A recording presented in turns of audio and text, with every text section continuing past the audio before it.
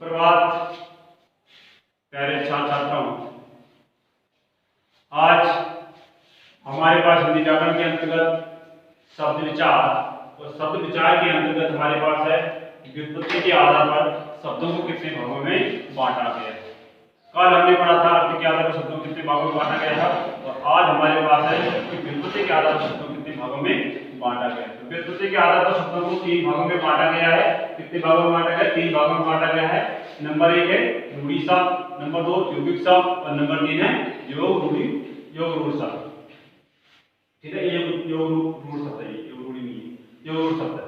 ठीक है, अब रूढ़ि शब्द किसे कहते हैं? जिन शब्दों के सार्थक खंड ना हो सके और जो अन्य शब्दों के मेल से ना बने हो उन्हें रूढ़ि शब्द कहते हैं। अर्थात कहने का तात्पर्य है कि वे शब्द यदि हम किसी शब्द का खंडन करते हैं और उसका क्या है कोई सार्थक अर्थ नहीं निकलता है तो उस दशा में क्या है वह रूढ़ि शब्द नहीं हो सकता है। अर्थात कहने का तात्पर्य है, उदाहरण के तौर पे हमारे पास क्या है चावल शब्द हम लेते हैं तो इसका यदि हम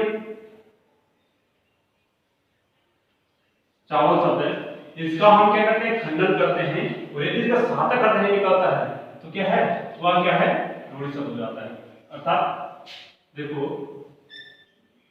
चा धन वर बनेगा ना तो इसका कोई अर्थ है ना इसका कोई अर्थ है, यानी निरर्थक शब्द है दोनों।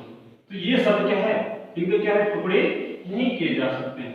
ठीक है, इनके टुकड़े नहीं किए जा सकते हैं, इसलिए क्या है सार्थक क्या है रूढ़ि शब्द है। इसी प्रकार घर है, दिन है, रात है आदि। ठीक है, जितने भी शब्द है। अब उसके बाद हमारा क्या है गौ है यौगिक शब्द। यौगिक अर्थ होता है जोड़ या मेल। ठीक है ना, ऐसे शब्द जो किसी मेल से बना हुआ हो। ठीक है, जो शब्द 2 या 2 से अधिक शब्दों से मिलकर बनता है उसे यौगिक शब्द कहते हैं। जो शब्द 2 या 2 से अधिक शब्द जब 2 शब्द आपस में मिलते हैं तो वह क्या तीसरे शब्द का निर्माण होता है, तीसरा शब्द बनता है। अब देखो उदाहरण के तौर पे हमारा क्या है विज्ञान, सामाजिक, विद्यालय और राष्ट्र। ठीक है ना, ये 3-4 शब्द हमारे पास ऐसे शब्द हैं जो 2 या 2 से अधिक शब्दों से मिलकर बने हैं। अब देखो जैसे हमारे पास विज्ञान लिखा हुआ है इसमें क्या है विधन ज्ञान करेंगे। ठीक है ना, देखिए ये सार्थक शब्द है, ये सार्थक शब्द है, सार्थक करेंगे तो कुछ ना कुछ इसका अर्थ निकलता है उस दशा में। ठीक है ना, इसे क्या कहते हैं सार्थक शब्द कहते हैं। अब देखो 2 शब्द एक शब्द हो गए और एक शब्द हो गए। ठीक है, एक शब्द और एक शब्द है एक शब्द तो 1 तो ये बराबर आएगा 1 + 1 बराबर क्या है 2। ठीक है, तो 2 हो जाएगा तो ये 2 शब्दों से मिलकर क्या है किस शब्द का निर्माण हो गया, उसे कहते हैं यौगिक शब्द कहते हैं। अब विज्ञान विशेष बी का अर्थ तो विशेष तो ज्ञान से विशेष जानकारी को उसे कहते हैं विज्ञान कहते हैं। ठीक है ना, ये विज्ञान शब्द का निर्माण हो जाता है विज्ञान। ठीक है, उसी प्रकार हमारे पास सामाजिक है, विद्यालय, राष्ट्र है।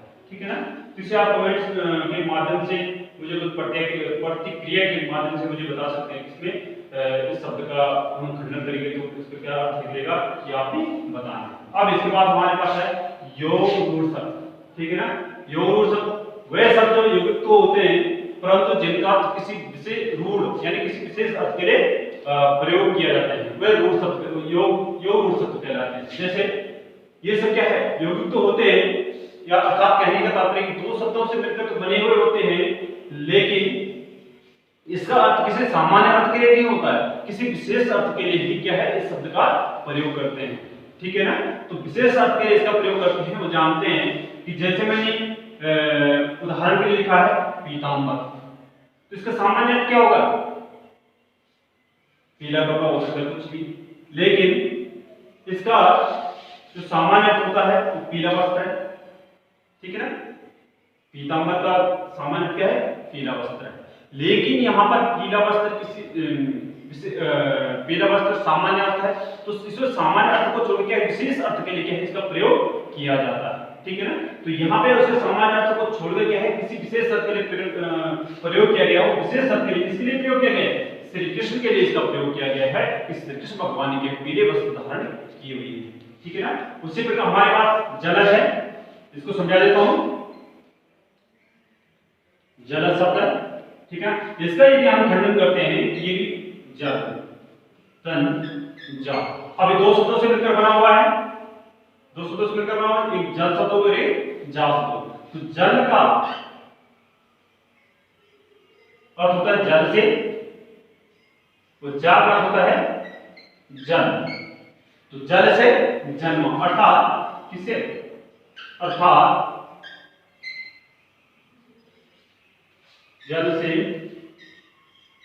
जन्म, ये इसका अर्थ हो गया। अब जल से जन्म किसी सामान्य अर्थ के लिए प्रयोग नहीं किया गया है, ये शब्द जो है किसी विशेष अर्थ के लिए प्रयोग किया गया है। वो विशेष अर्थ के अंतर्गत जल यानी कमल, तो जलद का पर्यायवाची, कमल का पर्यायवाची क्या है, जलद है, तो जलद है। तो ये शब्द क्या है, किसी सामान्य अर्थ, सामान्य शब्द के लिए नहीं कहा गया, किसी सामान्य अर्थ में इसका प्रयोग नहीं किया गया है, बल्कि किसी विशेष अर्थ के प्रयोग, विशेष अर्थ में ही इसका प्रयोग किया गया है, ठीक है ना। इसी प्रकार हमारे पास क्या है, नीलांबर हो गया और नीलकंठ हो गया, दशानन हो गया, ठीक है, पंकज हो गया।